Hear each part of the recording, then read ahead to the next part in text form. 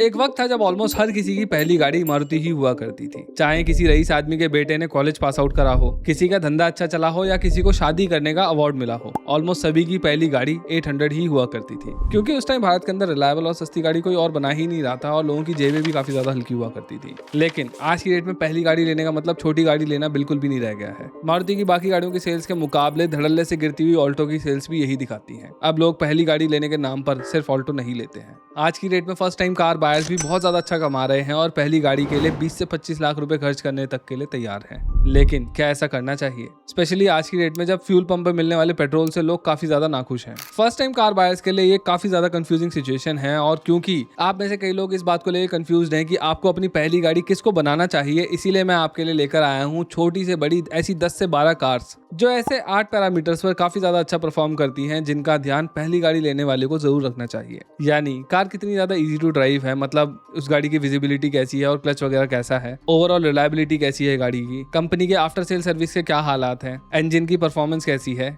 Safety कैसी है गाड़ी के अंदर, रनिंग कॉस्ट क्या निकल कर आएगी यानी कि माइलेज और सर्विस कॉस्ट कितना ज्यादा पड़ने वाली है आपको, रीसेल कैसी है और आज की डेट में सबसे ज्यादा जरूरी बात यानी कि फ्यूचर फ्यूल रेडीनेस कैसी है गाड़ी की। क्योंकि बेशक E20 पे चलने वाली गाड़ियां हमारे पास ऑलरेडी हैं, लेकिन जो एथेनॉल ब्लेंड्स अभी 20% पर है वो आगे चलकर बढ़ेंगे और उनकी टेस्टिंग वगैरह के लिए हरी झंडी दिखा दी गई है। यानी कि आगे चलकर ब्लेंड्स थोड़े और बढ़ेंगे और ऐसे में हमारी गाड़ियों के इंजन इन बड़े हुए ब्लेंड्स पर ठीक ठाक चलते रहे, ये देखना भी काफी ज्यादा जरूरी है। क्योंकि आज तो आप E20 वाली कार ही खरीद रहे हो, ना कि E30 वाली। और इसीलिए मैंने बाकी बातों के साथ साथ इस बात का भी ध्यान काफी ज्यादा रखा है। तो चलो छोटी कार से स्टार्ट करते हैं और मेरे जो टॉप 2 पिक्स हैं छोटी गाड़ियों के सेगमेंट में वो है स्विफ्ट और टियागो। स्विफ्ट के जो टोटल स्कोर्स हैं वो आपके सामने हैं और ज्यादातर स्कोर्स में आप मुझसे एग्री करोगे कि क्यों मैंने 5 में से 3.5 इंजन की परफॉर्मेंस को दिए हैं। ठीक ठाक परफॉर्मेंस है गाड़ी की। यहाँ मैंने रीसेल में 5 में से 5 स्टार्स क्यों दिए हैं और क्यों मैंने सेफ्टी में इस गाड़ी को एक भी नंबर नहीं दिया है भाई, क्योंकि ये गाड़ी अभी तक क्रैश टेस्ट नहीं हुई है। जो पिछला मॉडल था वो क्रैश टेस्ट हुआ था। लेकिन एक जगह है जहां पर आप मुझसे आर्ग्यू कर सकते हो, वो है ईज ऑफ ड्राइव में। मैंने यहाँ पर इस गाड़ी को 5 में से 5 नहीं बल्कि 5 में से 4 स्टार्स दिए हैं, इवन दो ये गाड़ी छोटी है। अब इसका रीजन ये है कि ये जो गाड़ी है ना, बेशक ये छोटी है लेकिन ये जरूरत से ज्यादा चौड़ी भी है, जिस चलते जो नए ड्राइवर्स होते हैं ना उनको इस गाड़ी की चौड़ाई का ठीक से अंदाजा कभी कभार नहीं हो पाता है और जो कंजेस्टेड एरियाज होते हैं उनमें नए ड्राइवर्स इस गाड़ी को निकालने से थोड़ा कतराते भी है। ऐसे ही अगर फ्यूचर फ्यूल रेडीनेस देखोगे तो आपको यहाँ पर 3.5 स्टार्स दिखाई देंगे।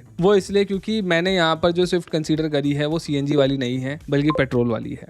और वो इसलिए क्योंकि इस गाड़ी के अंदर CNG सिलेंडर लगने के बाद बूट के अंदर कोई खासी जगह नहीं बचती है, जिसकी वजह से ये गाड़ी कई सारे लोगों के लिए प्रैक्टिकल नहीं रह जाती है। अब यहाँ पर मैंने 1.5 नंबर काटे क्यों है सिर्फ पेट्रोल पर चलने की वजह से, वो समझ लो। इवन दो मारुति के इंजन जो है वो बहुत ही ज्यादा रिलायबल है और इनकी जो E10 कार्स हैं वो E20 पर भी अच्छी खासी चल रही हैं, लेकिन फिर भी 1.5 नंबर इसलिए काटे क्योंकि कभी कभार एथेनॉल और पेट्रोल सेपरेट हो जाते हैं और जो एथेनॉल होता है वो गाड़ी के इंजन के टैंक पे नीचे बैठ जाता है और फ्यूल पंप्स पे भी नॉन कंप्लायंट टैंक्स बड़ी ज्यादा मुश्किल खड़ी करते हैं। इवन अभी कई सारे फ्यूल पंप ओनर्स भी इस बात की शिकायत कर रहे हैं कि उनको कई सारी दिक्कतों का सामना करना पड़ रहा है, उनके फ्यूल की वजह से लोगों की गाड़ियां खराब हो रही हैं। अगर ऐसा कभी आपकी गाड़ी के साथ होता है तो आप फंस जाओगे, या आपको पता है कि इस जगह पर अच्छा पेट्रोल नहीं मिलता तो भी आप फंस जाओगे। ऐसे में अगर आपकी गाड़ी के अंदर CNG हो तो आपके लिए बहुत अच्छा हो सकता है। और ऐसे में टाटा टियागो CNG काफी ज्यादा प्रैक्टिकल गाड़ी बन जाती है क्योंकि इसके अंदर 2 सिलेंडर मिलते हैं पीछे एक की बजाय, जिसकी वजह से बूट का वॉल्यूम इतना तो प्रैक्टिकल हो ही जाता है कि 3 से 4 लोग एक दिन की ट्रिप कर सके। और इसीलिए मैंने इसको फ्यूचर फ्यूल रेडीनेस के अंदर 4 नंबर दिए हैं, जो कि एक अच्छा नंबर है। इस गाड़ी के अंदर आपको ऑलमोस्ट हर बड़ी गाड़ी वाले फीचर मिल जाते हैं और इसका जो 360 डिग्री कैमरा है वो इतना ज्यादा जबरदस्त है कि आप इस गाड़ी का टायर तक देख सकते हो कि काम उठ रहा है, जो कि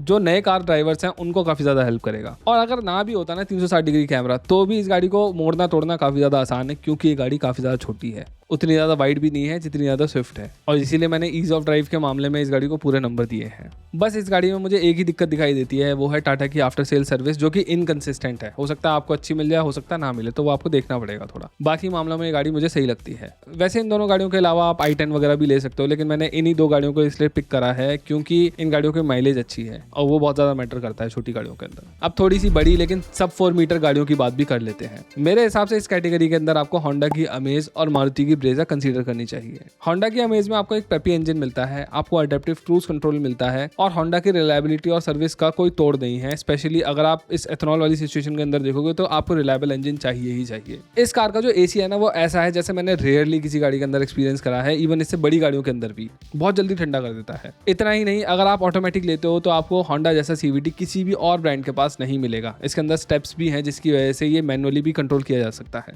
और ये सब कुछ आपको सिर्फ 10 लाख के एक्स शोरूम प्राइस में मिल जाता है। टॉप वेरिएंट मिल जाता है आपको 10 लाख रुपए में इसका, और इस वजह से ये गाड़ी मोस्ट वैल्यू फॉर मनी के साथ साथ क्वालिटी कार भी बन जाती है। हाँ, बस इसके जो सस्पेंशन है वो कुछ ज़्यादा ही सॉफ्ट है, इस वजह से आप हाईवेज पर इस गाड़ी को शायद ज़्यादा तेज ना चलाना चाहो, या फिर आप आफ्टर मार्केट सॉल्यूशंस भी देख सकते हो, जैसे कि कॉइल स्प्रिंग बफर लगवा सकते हो आप इसके शॉकर्स पे। जैसे अमेज बड़ी अमेजिंग गाड़ी है, वैसे ही मारुति की ब्रेजा भी है, लेकिन ब्रेजा फिलहाल अपनी पोजीशन सब 4 मीटर गाड़ियों के बीच में धीरे धीरे करके खोती जा रही है। लेकिन फिर भी मेरे हिसाब से फर्स्ट टाइम कार बायर्स के लिए ना ब्रेजा को कोई तोड़ नहीं है। ये गाड़ी बहुत ज़्यादा रिलायबल है, मारुति का जो सर्विस नेटवर्क है वो बहुत ज़्यादा स्ट्रॉन्ग है और अच्छा भी है। रीसेल वैल्यू का कोई तोड़ नहीं है इस गाड़ी का, और जो इसका डिपेंडेबल इंजन है ना वो इस E20 वाली सिचुएशन के अंदर काफी ज्यादा जरूरी भी है। वैसे आप इस एथेनॉल वाली सिचुएशन को डॉज कर सकते हो वेन्यू, सोनेट या फिर नेक्सॉन जैसी गाड़ियों को लेकर भी, लेकिन वेन्यू और सोनेट 4-5 लोगों को बिठाने के बाद थोड़ी सी अंडर परफॉर्म करती हैं हाईवेज पर। नेक्सॉन ठीक है, ज्यादा फीचर मिलते हैं और ज्यादा अच्छी अपील भी है गाड़ी के अंदर, लेकिन वही वाली बात आ जाती है कि जो मारुति का आफ्टर सेल सर्विस नेटवर्क है और जो ओवरऑल डिपेंडेबिलिटी है वो ब्रेजा के अंदर ज्यादा अच्छी मिलती है। तो ब्रेजा का जो 1.5 लीटर वाला बड़ा इंजन है वो इस सेगमेंट में डेफिनेटली काफी ज्यादा सेंस बनाता है। चलो अब हम बात करते हैं टर्बो पेट्रोल कार्स की। जिन लोगों को एक पंची और टॉर्की फील वाली गाड़ी चाहिए उनको एक टर्बो कार की तरफ ही जाना चाहिए। अब जो लोग मेरी वीडियोस देखते हैं उन्हें पता होगा कि मैं टर्बो कार्स को फिलहाल ज्यादा रिकमेंड नहीं कर रहा हूँ E20 वाले सीन की वजह से, स्पेशली उन लोगों को जिनको गाड़ियों के बारे में ज्यादा नॉलेज नहीं है। तो फिर मैं फर्स्ट टाइम कार बायर्स को क्यों कर रहा हूँ? वेल, मैं यहाँ पर GDI टर्बो कार्स का रिकमेंडेशन नहीं दे रहा हूँ, बल्कि MPFI टर्बो कार्स के बारे में बताने वाला हूँ। देखो, ये जो पूरा एथेनॉल वाला ड्रामा है ना, इसकी वजह से मेजरली 2 कंपोनेंट्स अफेक्ट होते हैं, इंजेक्टर्स और फ्यूल पंप्स। और GDI का मतलब होता है गैसोलीन डायरेक्ट इंजेक्शन, जिसमें कि जो इंजेक्टर होता है वो सीधा का सीधा सिलेंडर के अंदर लगा होता है, और क्योंकि सिलेंडर के अंदर अच्छा खासा प्रेशर होता है इसीलिए इस GDI वाले इंजेक्टर को 200 से 300 गुना ज्यादा प्रेशर पे इंजेक्ट करना पड़ता है पोर्ट इंजेक्टर्स के मुकाबले, जिस चलते इनमें फेलियर रेट थोड़ा सा बढ़ जाता है। वैसे सब गाड़ियों के अंदर नहीं होता है, लेकिन VW स्कॉडा में सबसे ज्यादा देखा जा रहा है और लग्जरी कार्स में बहुत ज्यादा देखने को मिल रहा है। लेकिन फिर भी मैं प्रिकॉशनरी बोलूंगा कि फिलहाल जो नए कार बायर्स हैं वो ऑलमोस्ट सभी GDI कार से बच सकते हैं। प्रिकॉशनरी, अगर आपको एक्सपीरियंस है तेल डलवाने का, अच्छी जगह से डलवाते हो तो आप बेशक ना भी करो तो चल जाएगा। खैर, डायरेक्ट इंजेक्शन में दिक्कत क्यों आती है वो मैंने आपको बता दिया है, लेकिन मैं जो यहाँ पर गाड़ियाँ रिकमेंड करने वाला हूँ वो MPFI वाली हैं, और पोर्ट इंजेक्शन में सिर्फ 2 से 3 बार का प्रेशर चाहिए होता है, क्योंकि ये डायरेक्टली सिलेंडर के अंदर इंजेक्ट नहीं करते हैं। इसीलिए इंजेक्टर से लेकर फ्यूल लाइन और फ्यूल पंप किसी पे भी बहुत ज़्यादा प्रेशर नहीं होता है। अब ये वाली जानकारी आप में से कुछ लोगों को पता होगी, लेकिन कई सारे लोगों को पता नहीं होगी। मैं चाहता हूँ कि आप में ज़्यादातर लोग इन टेक्निकल टर्म्स को जार्गन्स ना समझते हुए एक वेल इन्फॉर्म्ड बायर के तौर पर गाड़ी को खरीदो। और अगर आपको लगता है कि मैं आपको जागरूक कर पा रहा हूँ और आपकी हेल्प कर पा रहा हूँ तो please consider subscribing to our channel. आप में सिर्फ 30% लोग ही हमें सब्सक्राइब करते हैं यार, 1 मिलियन पे तो पहुंचवा दो। सिर्फ 7 लाख पे बैठा हूँ अभी भी। तो इस कैटेगरी के अंदर मैं आपको 2 गाड़ियाँ रिकमेंड करने वाला हूँ। एक है रेनो की डस्टर 1 लीटर टर्बो MPFI वाली, और एक है XUV 3XO MPFI टर्बो। वैसे आप नेक्सॉन और सिट्रोइन की गाड़ियां भी ले सकते हो, इनके अंदर भी MPFI टर्बो आपको मिलते हैं, लेकिन नेक्सॉन के अंदर वो आपको टर्बो किक ज्यादा महसूस नहीं होगी, और सिट्रोइन में दिक्कत ये है कि इनका सर्विस नेटवर्क अभी भी काफी ज्यादा छोटा है, और इन्होंने मुझे अभी तक अपनी गाड़ी भी नहीं दी है, तो मैं आपको रिकमेंड कैसे करूँ। खैर, डस्टर 1 लीटर की बात करते हैं। ये गाड़ी बहुत ही ज्यादा कमाल की लगी थी मुझे। इस गाड़ी की जो परफॉर्मेंस है ना वो बहुत ही ज्यादा सॉलिड है, स्पेशली जो इसका मिड रेंज है वो काफी ज्यादा अच्छा है। ऑलमोस्ट सभी NA इंजन से ज्यादा आपको पंची फील होने वाला है। बस जो इनिशियल ट्रैक्टेबिलिटी है ना उसमें मुझे कमी लगती है। तो हाईवेज के लिए तो ये गाड़ी ठीक है, लेकिन जब आप चढ़ाई वगैरह करोगे ना तो वहां पर आपको शायद से कुछ ना कुछ इसमें कमी लगे। वैसे इसके बारे में आपको डिटेल में बताने वाला हूँ, मेरा डिटेल्ड रिव्यू आने वाला है डस्टर 1 और 1.3 लीटर का, तो उसमें आपको और ज्यादा पता लगेगा। फिलहाल आप ये समझो कि ये गाड़ी अगर आप लेते हो तो आपका फैसला गलत नहीं होगा, मैं इतना बता सकता हूँ फिलहाल। दूसरी गाड़ी जो इस सेगमेंट के अंदर मैं रिकमेंड करूंगा वो है 3XO 1.2 MPFI।